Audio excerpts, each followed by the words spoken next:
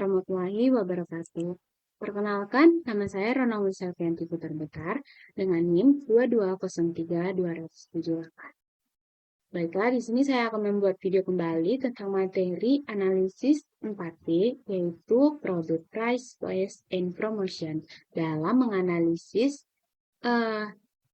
segmentasi pasar untuk perancangan bisnis.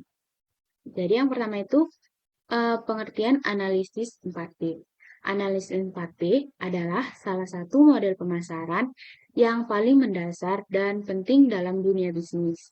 Model ini diperkenalkan oleh E. Jerome McCarthy pada tahun 1960 dan berfungsi untuk membantu perusahaan mengembangkan strategi pemasaran yang lebih terarah dan efektif.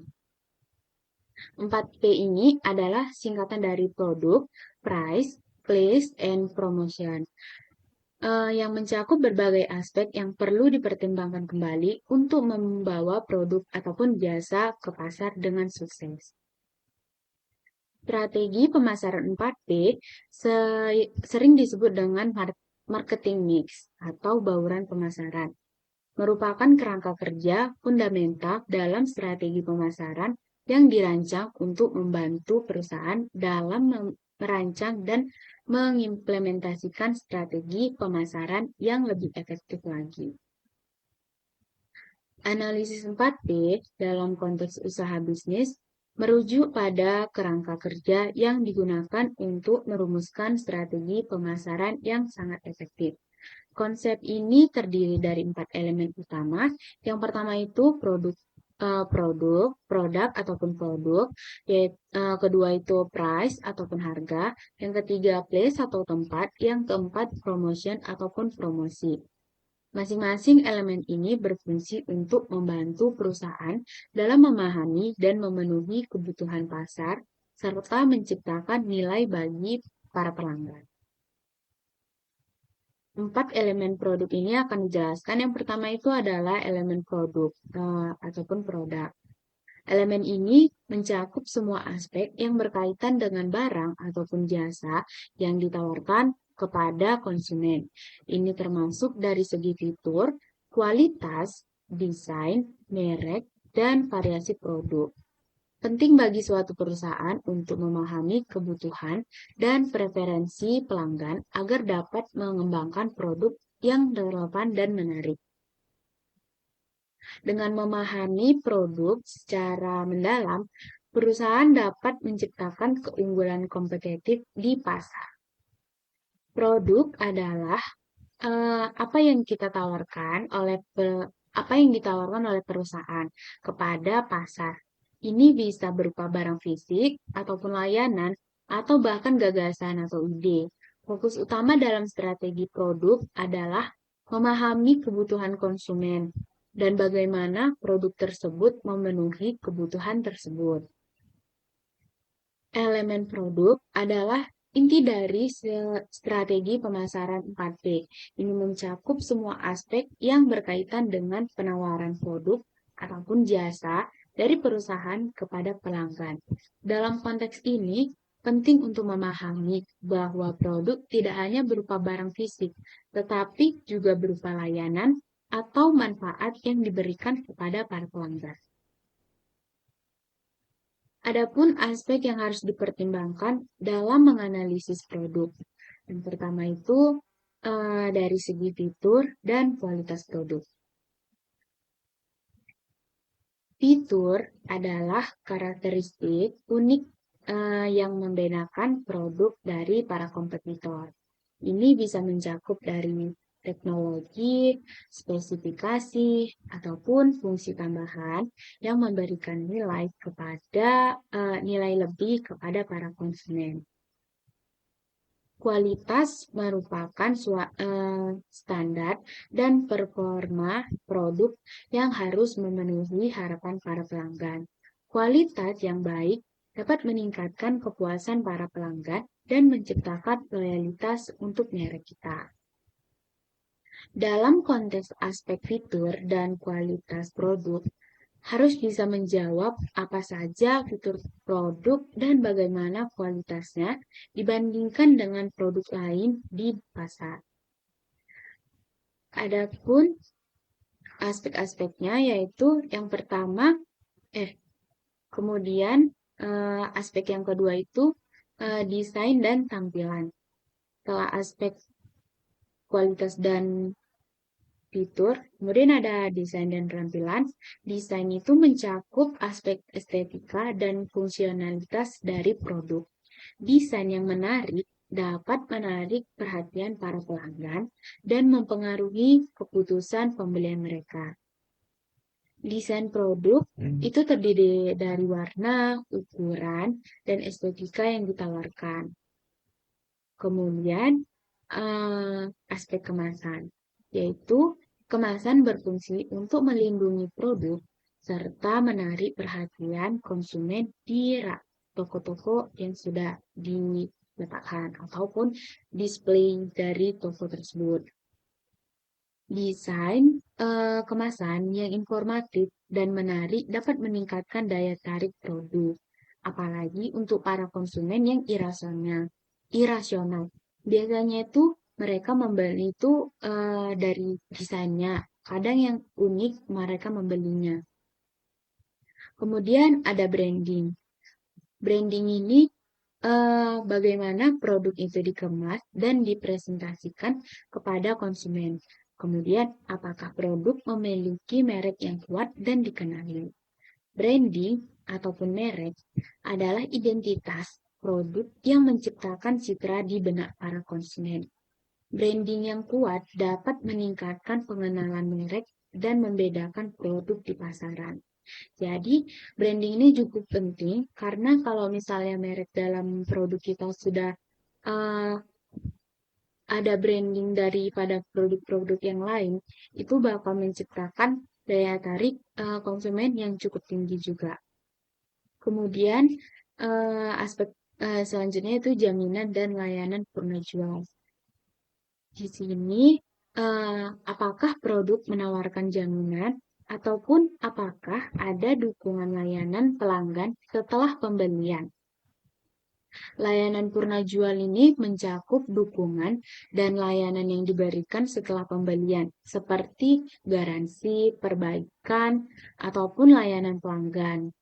Kalau misalnya dari garansi itu biasanya barang-barang yang cukup berat, seperti barang elektronik, kemudian barang alat perabotan rumah tangga, kemudian kendaraan. Kemudian dari garansi itu biasanya bisa jadi untuk garansi ganti rugi ataupun garansi perbaikan seperti contohnya garansi kulkas yaitu 2 tahun. Kemudian ini layanan purna jual ini juga penting untuk menjaga kepuasan pelanggan dan membangun hubungan yang jangka panjang. Kemudian variasi produk. Variasi produk ini menawarkan berbagai varian produk untuk memenuhi kebutuhan segmen pasar. Yang berbeda dapat meningkatkan daya tarik dan pangsa pasar. Karena di pasar itu ada pasar yang sifatnya produknya homogen, ada juga yang heterogen. Jadi kalau misalnya variasi produk kita sedikit berbeda dari para kompetitor, itu bisa meningkatkan daya tarik pangsa pasar kita. Kemudian siklus hidup produk. Hal ini yaitu di mana produk tersebut berada dalam siklus hidupnya. Biasanya itu dimulai dari introduksi, pertumbuhan, maturitas, atau penurunan. Karena siklus hidup produk itu dia nggak stabil, kadang naik, kadang turun, dan siklusnya selalu berputar. Adapun komponen penting dalam strategi produk. Yang pertama itu fungsi utamanya. Hal ini yaitu apa masalah yang dipecahkan ataupun kebutuhan yang dipenuhi oleh produk ini. Apakah produk kita memiliki fungsi untuk memecahkan masalah konsumen.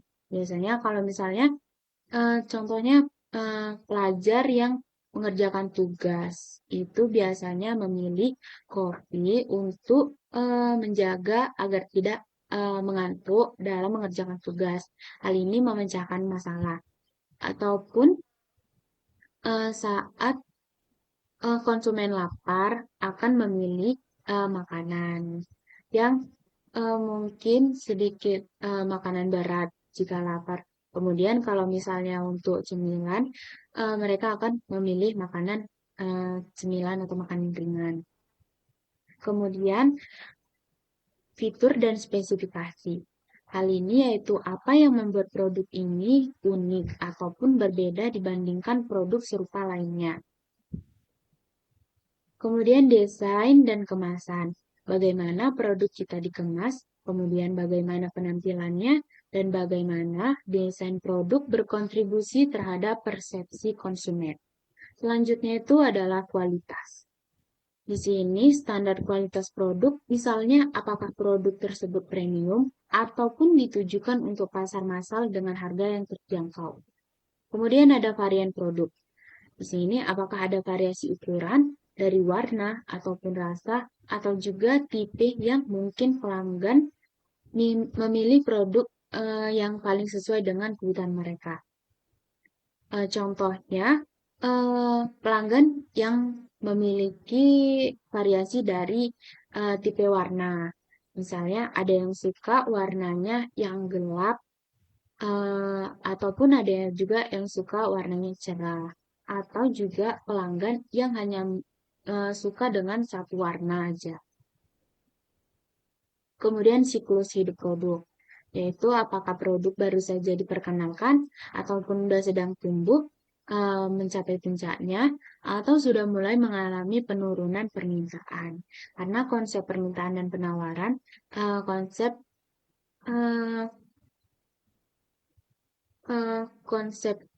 permintaan dan konsep permintaan dan penawaran itu dalam kurva equilibrium itu dan elastisitas itu bakal ada penurunan dari produk.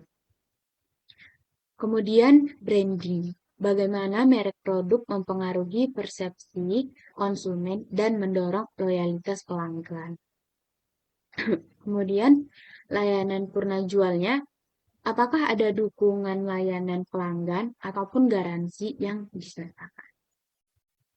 Kemudian strategi produk, diantaranya itu diferensiasi produk, seperti menawarkan versi premium dengan lebih banyak manfaat ataupun fitur-fitur yang terbaru. Kemudian ada pengembangan produk baru untuk menjaga daya tarik di pasar.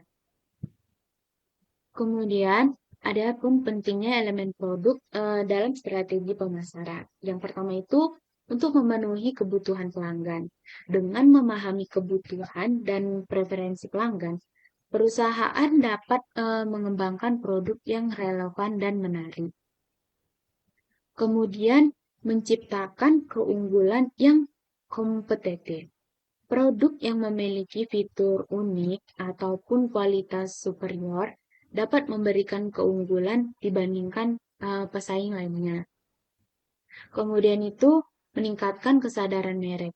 Produk yang dirancang dengan baik dan dipasarkan secara efektif dapat meningkatkan kesadaran merek di kalangan para konsumen. Kemudian mendorong penjualan.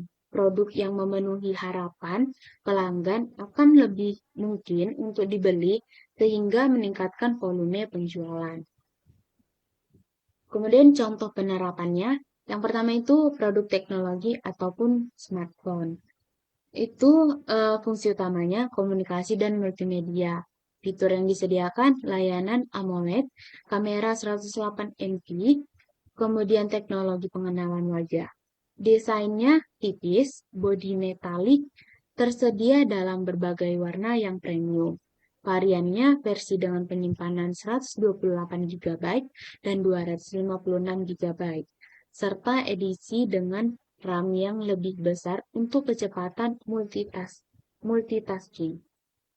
Kemudian produk fashion seperti sepatu olahraga, fungsi utamanya adalah nyaman dipakai untuk berolahraga dengan dukungan pergelangan kaki dan sol yang anti-slip.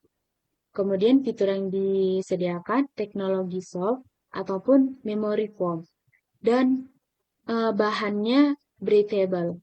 Kemudian desainnya tersedia dalam berbagai gaya dan warna, kemas dalam kotak yang 100% dapat didaur ulang. Contoh juga saya menganggap KFC. Fungsi produknya untuk makanan cepat saji dan memenuhi selera konsumen. Kualitas produknya, KFC dikenal dengan ayam gorengnya yang memiliki rasa khas dan kualitas tinggi. Mereka menggunakan resep rahasia yang telah terbukti menarik banyak pelanggan. Kemudian variasi produknya selain ayam goreng, KFC juga menawarkan berbagai produk seperti burger, nasi, dan minuman. Ini memungkinkan mereka untuk menjangkau segmen pasar yang lebih luas lagi. Kemudian desain dan kemasan. KFC menggunakan kemasan yang menarik dengan branding yang kuat, sehingga produk mereka mudah dikenal di pasaran. Namun untuk saat ini, karena adanya pro dan kontra antara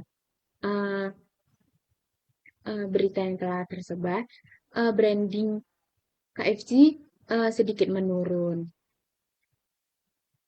Kemudian inovasi produk dari KFC yaitu KFC sering melakukan inovasi dengan meluncurkan menu-menu baru ataupun edisi terbatas untuk menjaga minat pelanggan. Mereka juga sering membuat paket-paket menu baru seperti kayak rice bowl. Kemudian elemen yang kedua itu adalah price ataupun harga. Harga mengacu pada jumlah uang yang dibayar oleh pelanggan untuk produk ataupun layanan. Penetapan harga adalah salah satu elemen penting dalam menentukan posisi produk di pasar dan mempengaruhi persepsi konsumen tentang produk tersebut. Elemen price ataupun harga dalam analisis 4P merupakan salah satu komponen penting yang berfokus pada penetapan harga produk ataupun jasa yang ditawarkan oleh perusahaan. Strategi harga yang sangat tepat akan mempengaruhi permintaan dan penjualan serta profitabilitasnya. Beberapa faktor yang perlu dipertimbangkan dalam penetapan harga itu meliputi yang pertama, biaya produksi. Semua biaya yang terkait dengan produksi barang, termasuk dari bahan baku, tenaga kerja, dan overhead. Kemudian, harga pesaing. Memahami harga yang ditawarkan oleh kompetitor untuk produk serupa di pasar. Kemudian, adanya permintaan pasar. Menganalisis seberapa besar permintaan terhadap produk dan bagaimana sensitivitas harga mempengaruhi keputusan pembelian konsumen. Kemudian, ada komponen penting dalam strategi harga. Yang pertama itu metode penentuan harga. Penetapan harga adalah proses menentukan berapa nilai uang yang akan dibebankan kepada konsumen untuk produk ataupun jasa. Yang pertama itu menggunakan metode cost plus pricing. Cost plus pricing itu harga ditentukan dengan menambahkan margin keuntungan di atas biaya produksi. Cost plus pricing adalah strategi penetapan harga di mana perusahaan menentukan harga jual produk dengan menambahkan markup tertentu pada total biaya produksi barang ataupun jasa. Metode ini juga dikenal sebagai markup pricing dan merupakan pendekatan yang sederhana untuk menetapkan harga. Contoh penerapannya itu misalnya sebuah perusahaan pakaian menghitung total biaya untuk memproduksi sepasang jeans sebagai berikut. Biaya bahannya itu 10, biaya tenaga kerjanya 30, dan biaya overhead-nya 15. Jadi didapatkan total biayanya itu 55. Jika perusahaan ingin menetapkan markup sebesar 50%, harga jual 55 dikali 1 ditambah 0,50. Jadi didapatkan 55 kali dengan 1,5. Jadi didapatkan 82,50 harga yang dapat ditetapkan. Kemudian penetapan harga dengan metode berbasis nilai ataupun value based pricing. Harga ditentukan berdasarkan nilai yang dirasakan oleh para konsumen. Penetapan harga berbasis nilai ataupun value based pricing adalah strategi penetapan harga di mana perusahaan menentukan harga produk ataupun jasa berdasarkan nilai yang dirasakan oleh para konsumen, bukan hanya berdasarkan biaya produksi. Konsep ini menekankan pentingnya memahami bagaimana pelanggan menilai manfaat produk dan berapa banyak mereka bersedia membayar untuk mendapatkan manfaat tersebut. Komponen utama dalam penetapan harga berbasis nilai yaitu yang pertama, nilai yang dirasakan oleh para konsumen. Penetapan harga berbasis nilai ini berfokus pada persepsi konsumen terhadap nilai produk. Ini berarti perusahaan harus memahami kebutuhan dan keinginan, kemudian harapan pelanggan untuk menentukan harga yang sesuai. Kemudian dari manfaat produk, perusahaan harus mengidentifikasi dan menonjolkan manfaat yang unik dari produk yang meningkatkan nilai yang dirasakan. Misalnya, fitur inovatif, kualitas yang tinggi, ataupun layanan penjual yang baik dapat meningkatkan persepsi nilai. Kemudian dari segmentasi pasarnya, strategi ini seringkali melibatkan segmentasi pasar untuk menargetkan kelompok konsumen yang berbeda dengan harga yang berbeda berdasarkan seberapa besar mereka menghargai produk tersebut. Kemudian analisis kompetitif. Meskipun fokus utama adalah pada nilai yang dirasakan, perusahaan juga perlu mempertimbangkan harga pesaing untuk memastikan bahwa harga yang ditawarkan tetap kompetitif di pasar. Yang ketiga itu adalah penerapan harga berbasis kompetisi ataupun competitive pricing. Metode ini di mana harga ditetapkan berdasarkan harga yang ditawarkan oleh pesaing di pasar.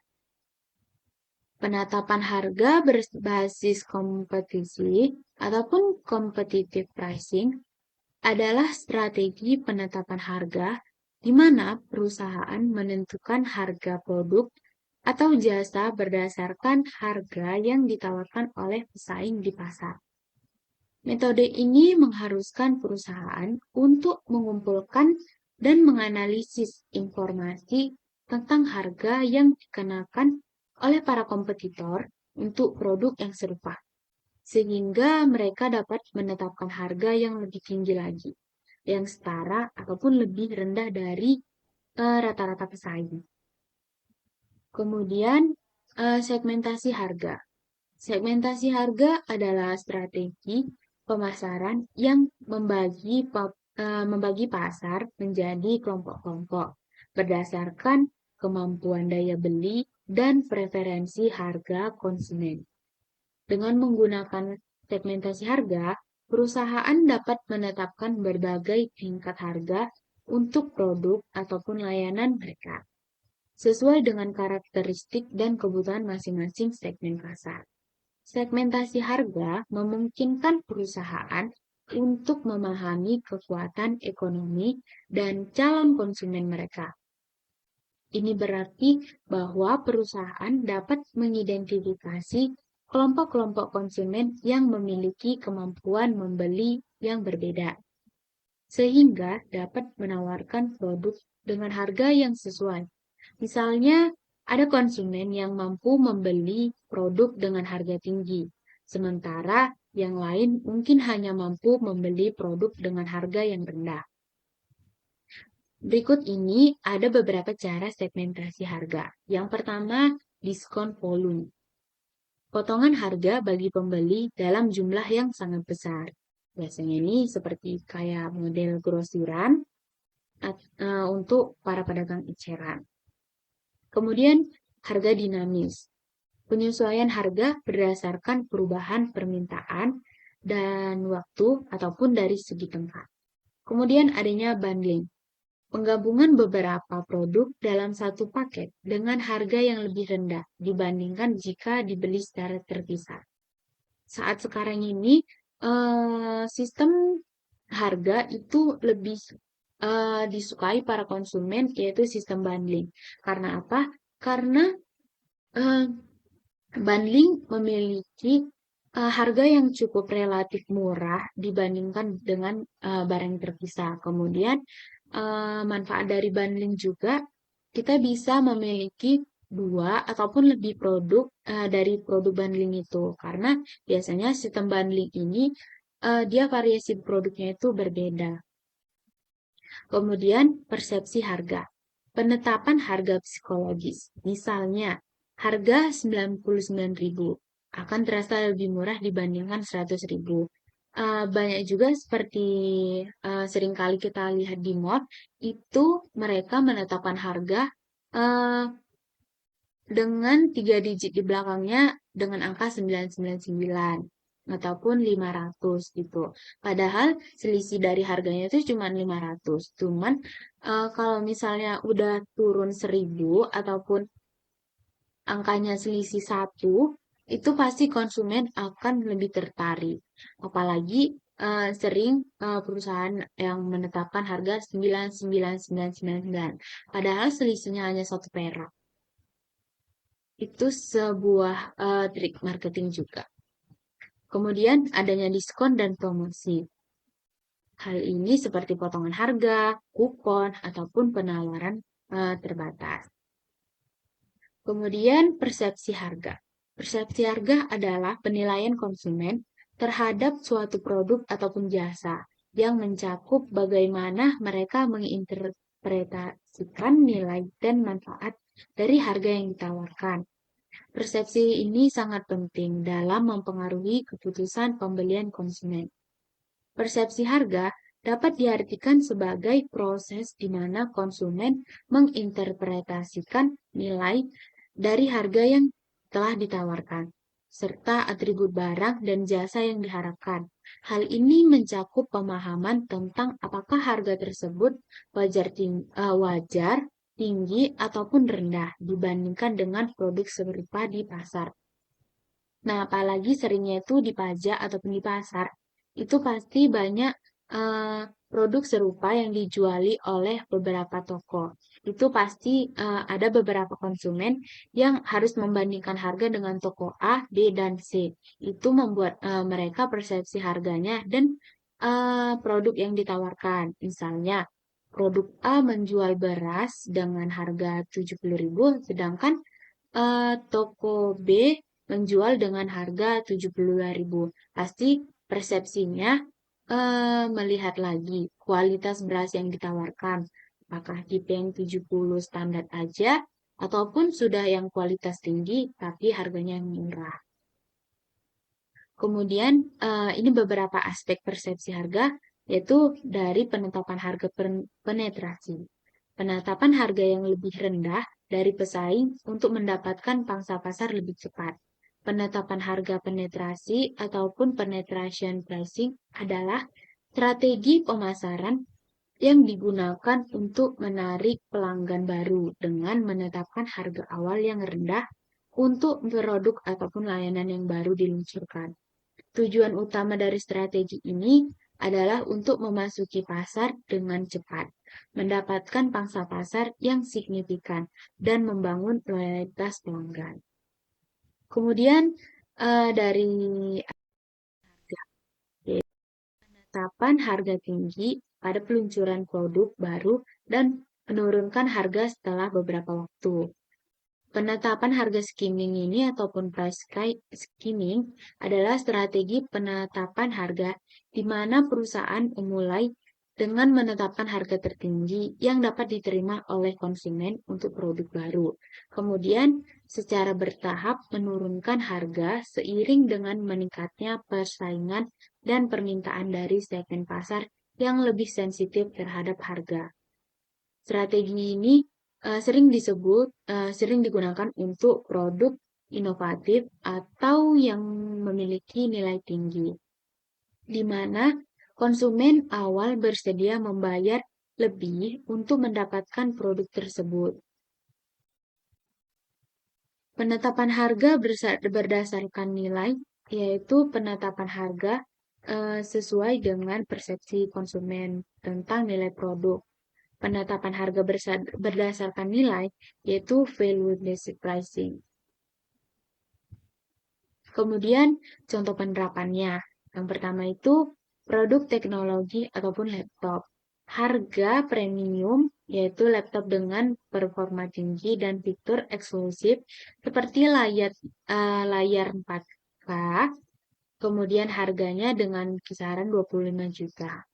Kemudian penetapan harga kompetitifnya untuk laptop kelas menengah dengan harga kisaran 10 juta untuk bersaing dengan merek lain yang menawarkan spesifikasi serupa. Kemudian produk konsumsi seperti sereal sarapan. Harga terjangkaunya produk sereal umum dengan harga 25.000 per kotak. Sedangkan paket bundlingnya dengan paket hemat 2 for 1 dengan harga 45.000 untuk 2 kotak. Kemudian elemen yang ketiga itu adalah place ataupun tempat. Place mengacu pada cara distribusi produk dan bagaimana produk sampai ke tangan konsumen. Ini bisa berarti lokasi fisik, distribusi melalui toko online, ataupun rantai distribusi lainnya. Tempat yang sangat penting untuk memastikan ketersediaan produk di lokasi yang tepat, pada waktu yang tepat, dan dalam kondisi yang tepat juga.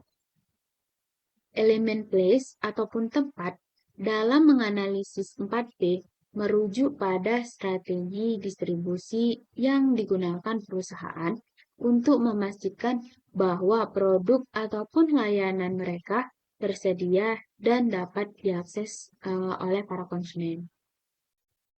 Tempat juga mencakup semua aspek yang berkaitan dengan bagaimana produk sampai ke tangan para pelanggan, termasuk juga saluran distribusi, lokasi penjualan, dan logistik. Kemudian, ada pun komponen penting dalam strategi tempat. Yang pertama itu saluran distribusi. Apakah produk dijual langsung ke konsumen atau direct to consumer, atau juga melalui perantara seperti dan pengecer. Saluran distribusi adalah jalur yang dilalui produk dari produsen ke konsumen. Ini dapat mencakup saluran langsung, misalnya penjualan melalui toko milik sendiri, dan saluran tidak langsung, misalnya melalui pengecer ataupun distributor. Bisa juga saluran distribusi digital seperti e-commerce. Pemilihan saluran distribusi yang tepat sangat penting untuk mencapai audiens target. Kemudian itu ada lokasi fisik. Apakah produk dijual di toko fisik, pusat perbelanjaan, atau melalui gerai eksklusif? Lokasi fisik di mana produk dijual juga merupakan faktor yang sangat penting. Perusahaan perlu mempertimbangkan apakah mereka akan menjual produk di toko fisik, online, ataupun keduanya. Lokasi yang strategis dapat meningkatkan visibilitas produk dan memudahkan akses bagi para konsumen. Kemudian distribusi online. Penjualan melalui platform e-commerce ataupun situs web perusahaan. Apakah produk tersedia di marketplace populer seperti Shopee, Tokopedia, atau Amazon? Kemudian, cakupan geografis. Apakah distribusi berskala lokal, nasional, atau internasional? Kemudian, pengelolaan rantai pasok. Bagaimana manajemen logistik dan inventaris untuk memastikan ketersediaan produk tepat waktu di lokasi distribusi. Kemudian logistik.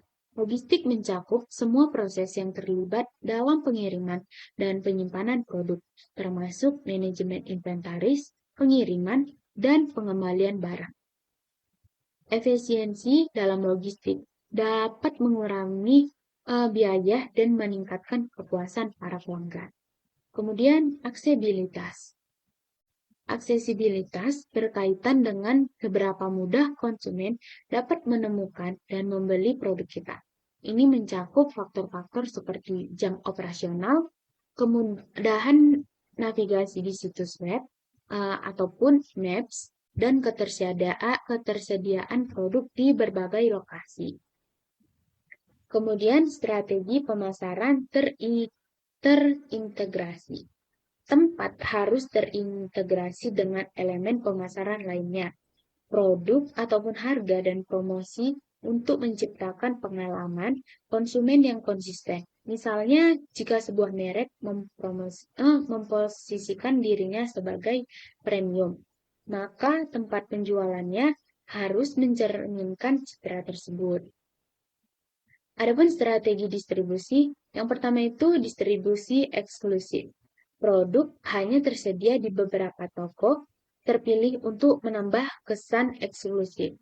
Kemudian ada distribusi intensif, yaitu menyebarkan produk ke sebanyak mungkin lokasi untuk menjangkau konsumen secara luas. Kemudian distribusi selektif. Memilih beberapa tempat strategis dengan fokus tertentu.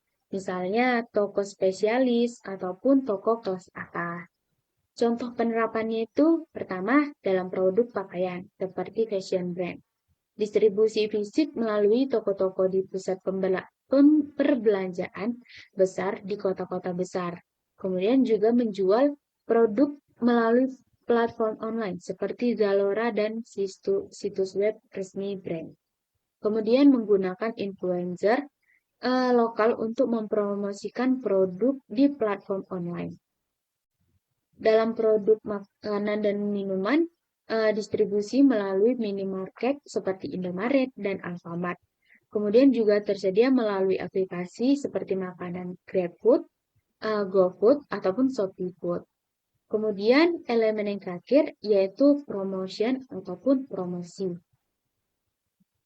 Promosi adalah bagian perusahaan mengkomunikasikan produknya kepada para konsumen.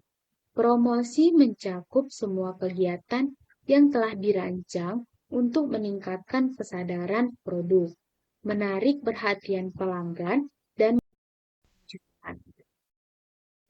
Promotion ataupun promosi dalam analis 4P merujuk pada semua aktivitas yang dilakukan perusahaan untuk mengkomunikasikan produk ataupun layanan mereka kepada para konsumen. Tujuan utama dari promosi adalah untuk meningkatkan kesadaran mereka, menarik perhatian pelanggan, dan mendorong mereka untuk melakukan pembelian. Promosi mencakup berbagai metode komunikasi yang dirancang untuk menjangkau audiens target dengan cara yang efektif. Adapun komponen penting dalam strategi promosi, yaitu yang pertama itu iklan.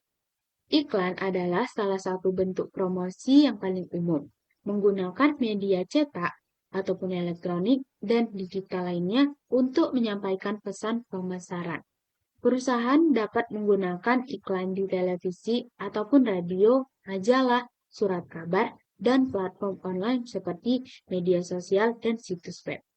Penggunaan media seperti televisi, radio, media cetak, atau media digital untuk mempromosikan produk. Kemudian yang kedua itu promosi penjualan. Promosi penjualan mencakup taktik jangka pendek yang dirancang untuk meningkatkan penjualan dalam waktu yang sangat singkat. Ini bisa berupa diskon, kupon, kontes, atau tawaran khusus yang mendorong konsumen untuk membeli produk. Taktik jangka pendek dalam kupon ataupun diskon, hadiah gratis, atau penawaran beli satu gratis satu. Kemudian yang ketiga ada public relation ataupun PR. Kegiatan hubungan masyarakat bertujuan untuk membangun dan menjaga citra positif perusahaan di mata publik. Ini termasuk penanganan berita, acara perusahaan, dan interaksi dengan media untuk menciptakan kesadaran dan kepercayaan terhadap merek. Strategi untuk membangun citra positif perusahaan melalui berita, event, ataupun kerjasama dengan para media. Kemudian ada pemasaran digital menggunakan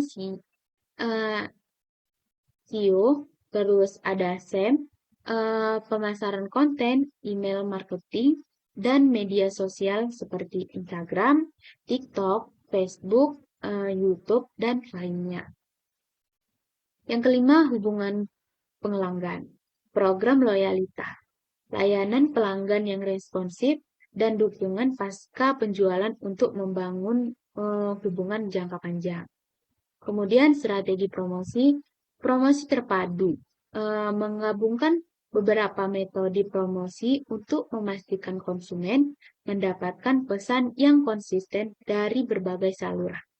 Kemudian ada brand ambassador, menggunakan figur terkenal untuk memperkuat citra produk. Biasanya ini dalam BA produk kita mengundang artis ataupun selebgram teratas untuk mempromosikan produk kita. Kemudian event marketing, yaitu mengadakan acara ataupun pameran untuk mempromosikan produk secara langsung kepada calon pelanggan. Event-event ini juga bisa dari hal-hal kecil kayak event dalam sekolah, event di kampus, ataupun event yang sekota, sekecamatan. Kemudian contoh penerapannya itu yang pertama itu produk kosmetik. Itu seperti menggunakan influencer marketing di Instagram ataupun YouTube untuk mempromosikan produk kecantikan baru. Sekarang ini banyak itu zaman apalagi anak kalangan muda yang mempercayai influencer mereka. Seperti contohnya itu saya ambil Tasya Farasya sebagai influencer kosmetik di Indonesia. Tasya Farasya ini sudah terkenal dalam memasarkan kosmetiknya karena dia sudah menguji cobanya dengan menguji kosmetik ini ataupun skincare lainnya. Jadi membuat preferensi para konsumen dengan mempercayai hasil uji cobanya. Kemudian menawarkan diskon khusus di toko online untuk periode terbatas, serta sampel produk gratis dan pembelian tertentu. Nah, sekarang ini apalagi udah ada TikTok dengan fitur TikTok Shop. Jadi, dengan live TikTok, sekalian dengan berjualan. Jadi, sering sekali itu jika kita membeli produknya melalui live, itu mendapatkan voucher ataupun diskon gratis ongkir ataupun mereka membuat paket paket terbaru dengan bundling produk dan mengasih sampel gratis. Kemudian berkolaborasi dengan majalah kecantikan terkenal untuk ulasan produk. Nah, kalau dulu itu sering banyak majalah-majalah kecantikan seperti Oriflame yang membuat promosinya menggunakan majalah. Cuman untuk zaman sekarang ini karena sudah modern itu promosinya lebih ke online. Kemudian seperti contoh produk minuman. Produk minuman itu seperti iklan televisi, radio yang menampilkan produk sebagai solusi menyegarkan untuk hari panas. Kemudian melakukan kampanye di media sosial menggunakan hashtag yang relevan, serta memberikan penghargaan kepada konsumen yang membuat konten dengan produk tersebut. Nah, contohnya itu di produk minuman yang sekarang itu ada kampanyenya itu bukan kampanye, cuman dia seperti kolaborasi dengan Timnas Indonesia, yaitu produk minuman air mineral yaitu merek Le Mineral yang berkolaborasi dengan pemain timnas. Jadi mereka mendesain produk label mereka dengan foto-foto para timnas. Itu. Mungkin begini saja pemaparan materi saya dengan tentang analisis 4P, yaitu produk, place, price, place, dan promotion. Lebih dan kurang, saya memohon maaf apabila banyak salah kata dan penyampaiannya yang kurang baik. Saya tutup. Wabillahi taufiq hidayah. Assalamualaikum warahmatullahi wabarakatuh. Terima kasih.